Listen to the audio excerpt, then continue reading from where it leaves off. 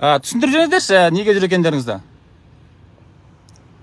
Ашасыз ба, 1 минутқа еш. Жоқ, түсіндірсеңізші. Мен басқа азаматтық көліктегі адамдар аңдып жүр да.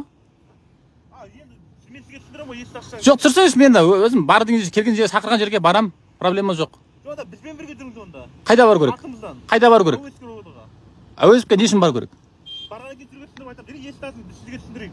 Сізді ешкім бұл жерде зорлап, қолдан қинап алып кетпейді ғой. Есікті ашсын, түсіндірейік. Әуезовке бару керек па, Әуезовке? Болды, барам Әуезовке. Жүріңіз онда, біздің артымдан жүріңіз.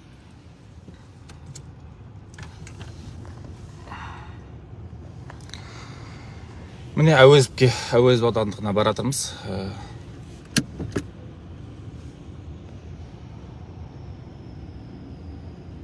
Полиция басқармасына.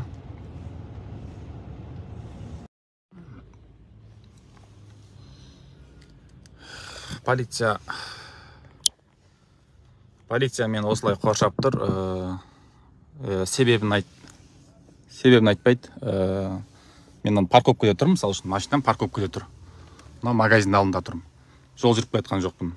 Бірақ Subaru бағанағы нөмір сол соңына аңдып келді. Содан кейін мынау бортовой 30-33.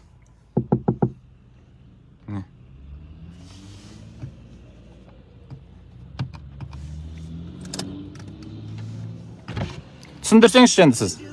Өзіңіз таныстырсаңызшы енді несін мен тоқтап тұрмын ғой мына жерде. Мен тоқтап тұрмын ғой мен. Мен мына парковкада тоқтап тұрмын мен. Енді сіз мысалы үшін несіге бағана айттыңыз енді Әуезовке артына жүр дедіңіз, барам деп тұрмын міне. Қашып кетпеймін мен, заңға бағынам Қазақстанның. Заңға бағынсаң енді бер. Жоқ, онда шығу деген онда жоқ. Заңда ондай шығу міндет